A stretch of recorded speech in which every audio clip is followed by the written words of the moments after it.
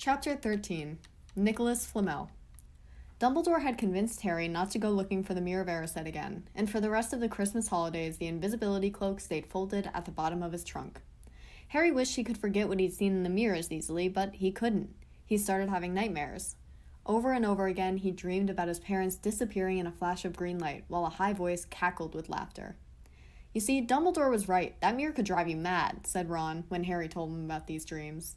Hermione, who came back the day before term started, took a different view of things. She was torn between horror at the idea of Harry being out of bed, roaming the school 3 nights in a row, if Filch had caught you, and disappointment that he hadn't at least found out who Nicolas Flamel was. They had almost given up hope of ever finding Flamel in a library book, even though Harry was still sure he'd read the name somewhere. Once term had started, they were back to skimming through books for 10 minutes during their breaks. Harry had even less time than the other two, because Quidditch practice had started up again. Wood was working the team harder than ever. Even the endless rain that had replaced the snow couldn't dampen his spirits. The Weasleys complained that Wood was becoming a fanatic, but Harry was on Wood's side. If they won their next match against Hufflepuff, they would overtake Slytherin in the House Championship for the first time in 7 years. Quite apart from wanting to win, Harry found that he had fewer nightmares when he was tired out from training. Then, during one particularly wet and muddy practice session, Wood gave the team a bit of bad news. He'd just gotten very angry with the Weasleys, who kept dive-bombing each other and pretending to fall off their brooms. "Will you stop messing around?" he yelled. "That's exactly the sort of thing that'll lose us the match. Snape's refereeing this time, and he'll be looking for any excuse to knock points off Gryffindor." George Weasley really did fall off his broom at these words. "Snape's refereeing?" he spluttered through a mouthful of mud. "When's he's ever refereed a Quidditch match? He's not going to be fair if we might overtake Slytherin." The rest of the team landed next to George to complain too. "It's not my fault," said Wood. "We just gotta make sure we play a clean game so Snape hasn't got any excuse to pick on us." Which was all very well, thought Harry, but he had another reason for not wanting Snape near him while he was playing Quidditch. The rest of the team hung back to talk to one another as usual at the end of practice, but Harry headed straight back to the Gryffindor common room, where he found Ron and Hermione playing chess. Chess was the only thing Hermione ever lost at, something Harry and Ron thought was very good for her. "Don't talk to me for a moment," said Ron when Harry sat down next to him. "I need to He caught sight of Harry's face. "What's the matter with you? You look terrible." Speaking quietly so that no one else would hear, Harry told the other two about Snape's sudden, sinister desire to be a Quidditch referee. "Don't play," said Hermione at once. "Say you're ill," said Ron. "Pretend to break your leg," Hermione suggested. "Really break your leg," said Ron. "I can't," said Harry. "There isn't a reserve seeker. If I back out, Gryffindor can't play at all." At that moment, Neville toppled into the common room. How he had managed to climb through the portrait hole was anyone's guess, because his legs had been stuck together with what they recognized at once as the leg locker curse. He must have had to bunny hop all the way up to Gryffindor Tower. Everyone fell over laughing except Hermione, who leapt up and performed the counter curse. Neville's legs sprang apart and he got to his feet, trembling. "What happened?" Hermione asked him, leading him over to sit with Harry and Ron. "Malfoy," said Neville shakily. "I met him outside the library. He said he'd been looking for someone to practice that on." "Go to Professor McGonagall," Hermione urged Neville. "Report him." Neville shook his head. "I don't want more trouble," he mumbled. "You've got to stand up to him, Neville," said Ron. "He's used to walking all over people, but that's no reason to lie down in front of him and make it easier." "There's no need to tell me I'm not brave enough to be in Gryffindor. Malfoy's already done that," Neville choked out. Harry felt in the pocket of his robes and pulled out a chocolate frog, the very last one from the box Hermione had given him for Christmas. He gave it to Neville, who looked as though he might cry. "You're worth 12 of Malfoy," Harry said. "The Sorting Hat chose you for Gryffindor, didn't it? And where's Malfoy? In stinking Slytherin." Neville's lips twitched in a weak smile as he unwrapped the frog. "Thanks, Harry. I think I'll go to bed. Do you want the card? You collect them, don't you?" As Neville walked away, Harry looked at the famous wizard card. "Dumbledore again," he said. "He was the first one I ever—" He gasped. He stared at the back of the card. Then he looked up at Ron and Hermione. "I found him," he whispered. "I found Flamel. I told you I'd read the name somewhere before. I read it on the train coming here.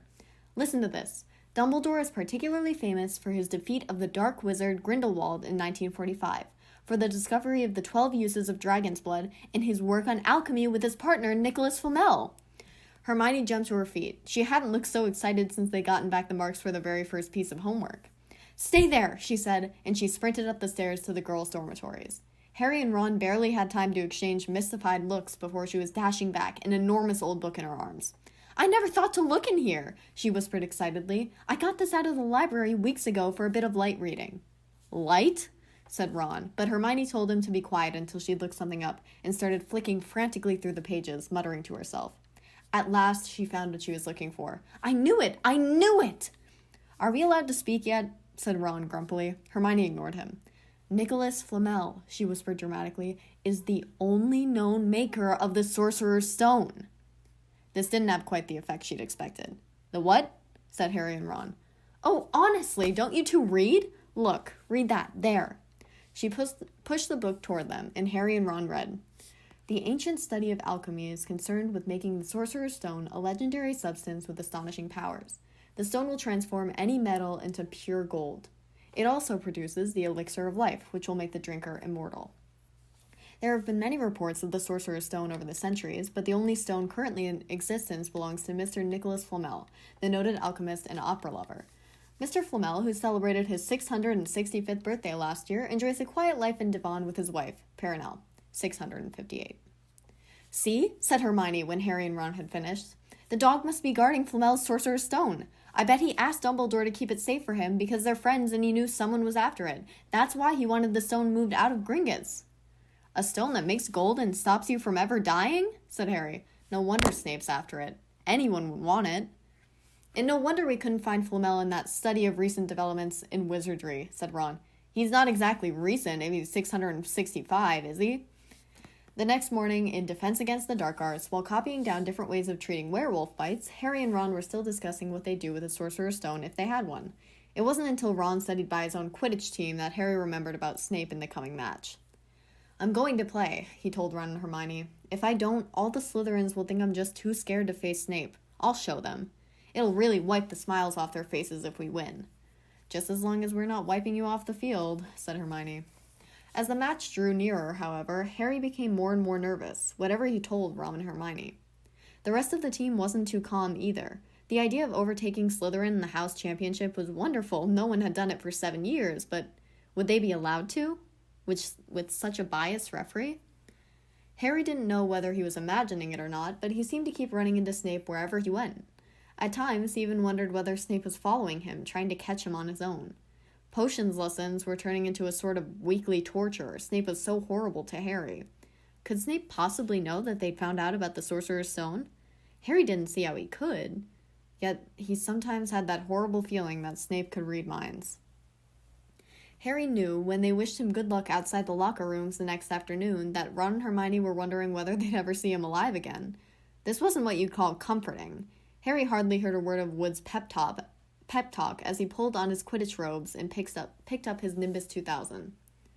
Ron and Hermione, meanwhile, had found a place in the stands next to Neville, who couldn't understand why they looked so grim and worried, or why they had both brought their wands to the match.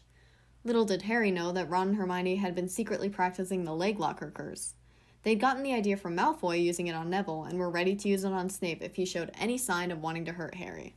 "Now don't forget, it's Locomotor Mortis," Hermione muttered as Ron slipped his wand up his sleeve. "I know," Ron snapped. "Don't nag." Back in the locker room, Wood had taken Harry aside. "Don't want to pressure you, Potter, but if we ever need an early capture of the snitch, it's now. Finish the game before Snape can favor Hufflepuff too much." "The whole school's out there," said Fred Weasley, peering out of the door. "Even, blimey, Dumbledore's come to watch." Harry's heart did a somersault. "Dumbledore?" he said, dashing to the door to make sure. Fred was right. There was no mistaking that silver beard. Harry could have laughed out loud of relief. He was safe. There was simply no way that Snape would dare try to hurt him if Dumbledore was watching. Perhaps that was why Snape was looking so angry as the teams marched onto the field, something that Ron noticed too.